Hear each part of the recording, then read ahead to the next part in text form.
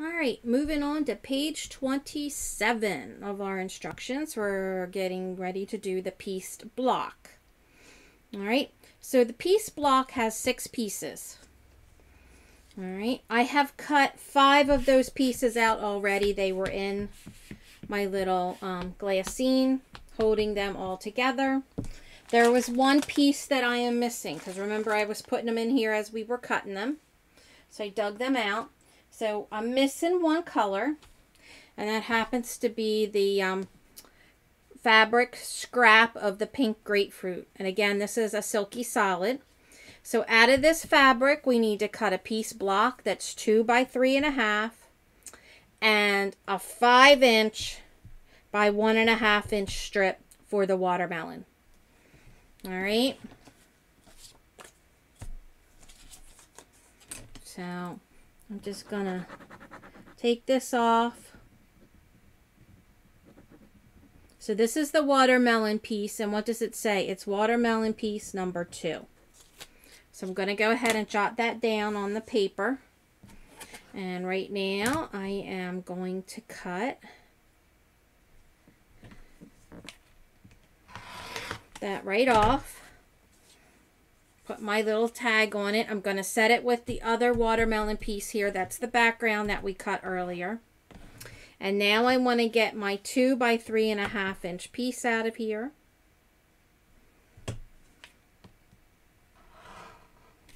And I cut that over first, and then I'm going to cut this right to the selvage at 2 inches wide.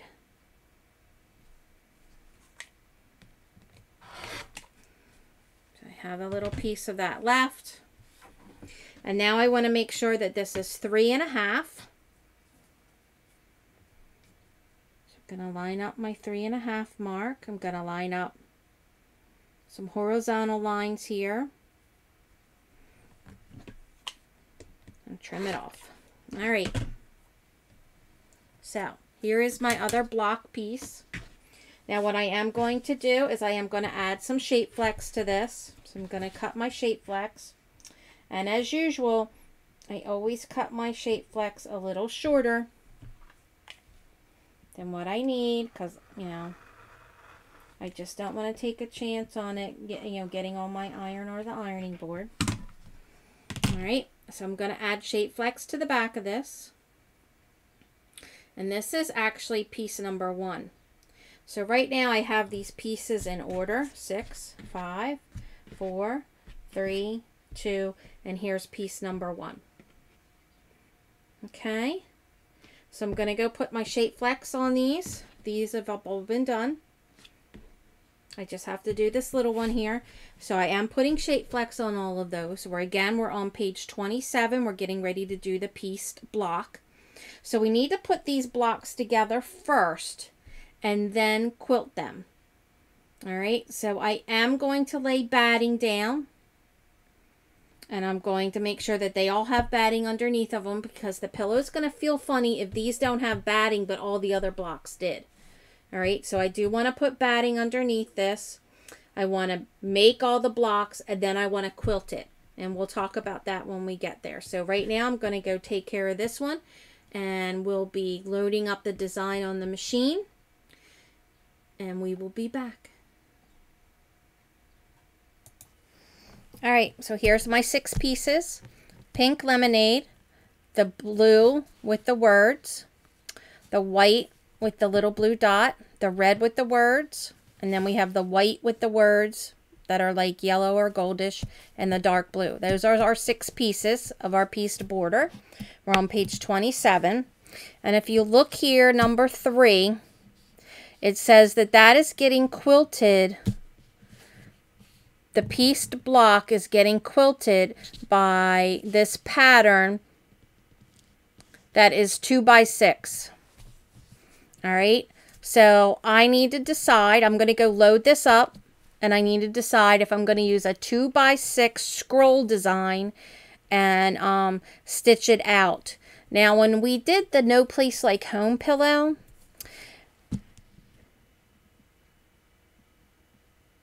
I believe that's the one. These were cut. No, we cut these in half and sew them together. I don't know if I could get a little 1-inch border in each one of these. Instead of doing a 2x6, do a 1x6 and another 1x6. So they have their own unique design in them when we go to reassemble them. Because we like cut the squares apart and then we put them back together. So I don't know if it's better that I wait till I get this in the row that's 1 inch and then just stitch on them so that it looks like it's been quilted together. And that's probably the thing to do as I'm looking at it. I probably want to do that. So I'm going to start with a 2x6 quilting design just to get my batting and everything laid down.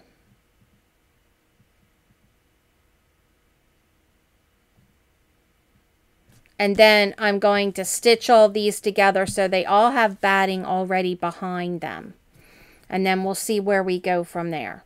All right, so I'm going to load up the design. I'm going to load up a 2x6 scroll design because I want to have that batting placement and everything as we stitch along. All right, after looking at this, I cannot get the quilting design big enough to go across these border blocks until we finish the border blocks and sew them together, because then it'll reduce it another ½ inch, a 1/4 inch on both sides when we sew them. So we are just going to build the border blocks right on stabilizer. All right, so I have my stabilizer loaded and I have my design loaded in the top half of my hoop because the bottom half already has that design that we did. And, you know, to save stabilizer, yeah, I might as well load this next design right up in here. So what I am going to do is I'm still going to save a little bit on stabilizer. I'm going to scoot it down just a little bit. And I'm going to take this fabric here and I'm going to fold it. And I know it's not going to stay. I just want the fold to be there temporarily. So I'm going to get me some tape. And then I'm going to tape it in place.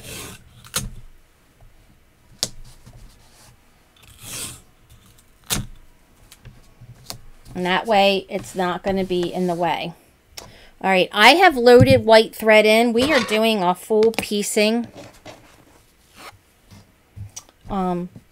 action here, so it's all going to be pieced. You're not really going to see the color, but I don't really want to use a dark color because I do have some white fabrics here that we're using, right?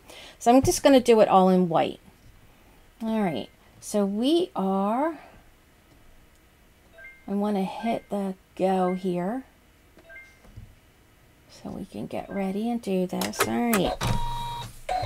So I think I turned it the right way, but I'm actually stitching my border blocks horizontally. All right.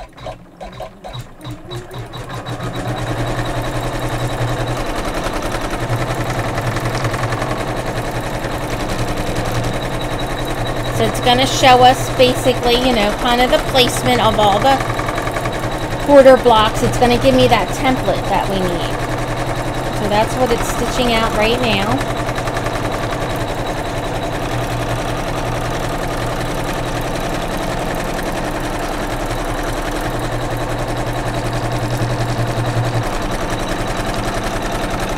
So you can see the 6 actual blocks as we get them all laid in here. All right. All right. I want to change that up. All right. So what's the first step? All right. The first step, we already stitched out our placements. We know they're 1, 2, 3, 4, 5, 6. So that's the order they go in. Fabric 1, right side up. The first fabric we're putting down is the only one that gets placed with the right side up. Everything else is right side down. So I want to cover this first design. I want to make sure that I have a little extra on the top, you know, above the top, below, and off to the left-hand side. All right. So I have that all covered up. And again, I did put shape flex on the back of my fabric.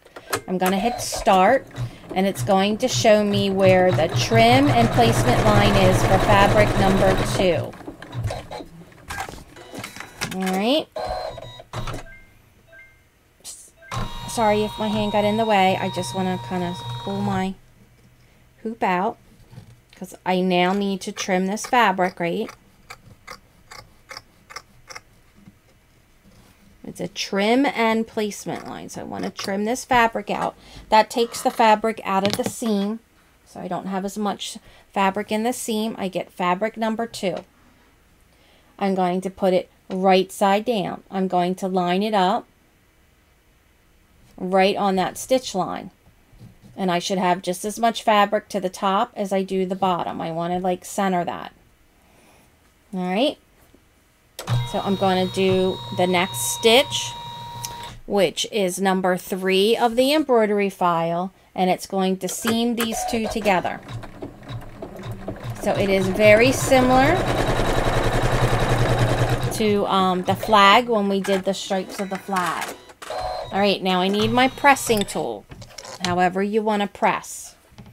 All right, and I want to press that open. I'm going to bring my hoop back out. I'm probably going to do that for all of these. I'm still on this board underneath. So I'm going to fold down that first piece of fabric and I'm just going to press it. Now you can hand press it.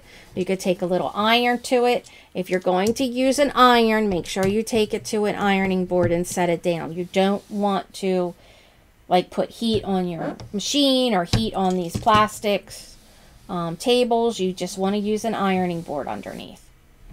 All right, so I have that. I pressed that down pretty good. All right, the next thing is to do number 4 is going to be the trim and placement line of piece number 3. So I'm going to hit start. And I'm just holding this down because the pressing didn't like fold it completely down. So I could have taped it if I felt like it, but I think it'll be fine with me just hand doing that. All right. So I'm going to pull that out because now I need to trim it again, right?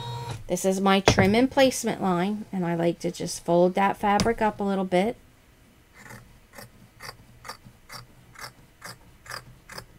There we go.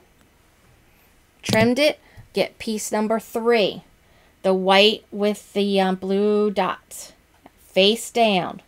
Center it along that placement line. All right, we're going to stitch number 5 of the embroidery file, which is going to seam these 2 together.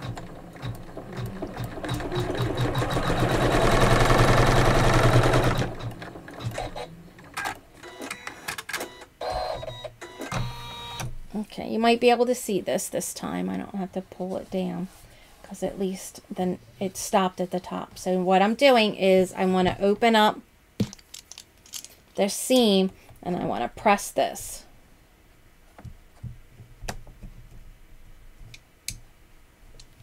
All right. And again, it's not laying completely flat like I would like it to. So I'm going to hold it with my hand. Okay, I'm going to do step number 6 of the embroidery file. And we are going to tack down. We're going to do the placement and trim line for piece number 4. All right, so I'm going to pull my hoop back out so I can get to it. I'm going to fold this up, trim this off because we need to trim first to take this bulk out of the seam. We're going to get piece number 4, which is the red with the words. All right, you're going to line it up here. Right on that line. Little at the top, little at the bottom, right? I'm going to hit start and do number 7 of the embroidery file, and this is going to do the seam, right? It's going to seam these 2 together. And when that's done, just like we've done on the others, we are going to fold it open. And I'm going to press that that seam as best I can. So not too bad. So now I'm going to stitch number 8 of the embroidery file. And this is going to give me the placement and trim line for piece number 5.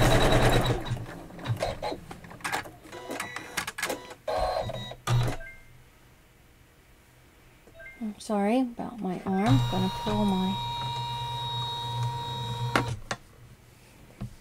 little loose right there. I probably should have kept my hand down or taped it, but I think it'll be okay. I'm going to trim that little piece off. Now I'm going to get piece number 5 ready. Piece number 5 is the white with like the goldish lettering on it.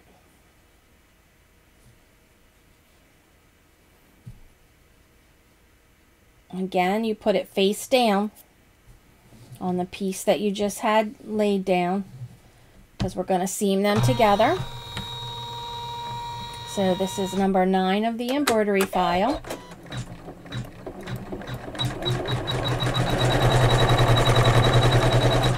And again, just like before, we're going to open them up, fold this over, and press the seam. Okay, this time I'm going to hold this till we do the whole thing. On number 10 of the embroidery file, we're going to do the placement and trim line for piece number 6. And number 6 is our last piece.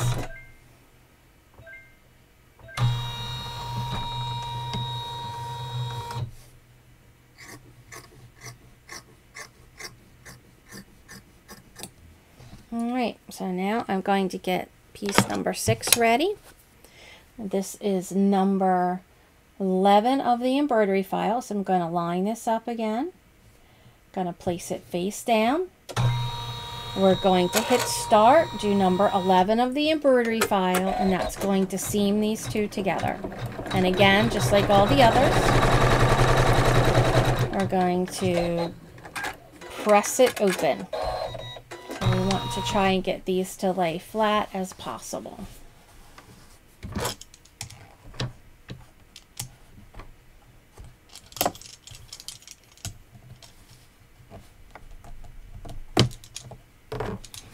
Alright, so the last stitch of the embroidery file is number 12. And number 12 is going to stitch this picture here on number 29, step 29 on page 28. So it's going to do like 2 rectangles. And the middle line is the same. It's only doing 1 middle line, but it's like 2 tall buildings right there.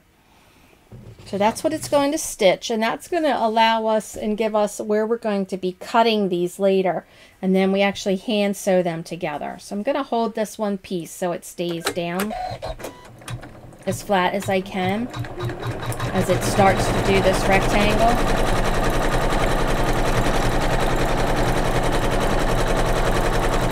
I'm going to go all the way up across the pink grapefruit at the top and all the way down the other side.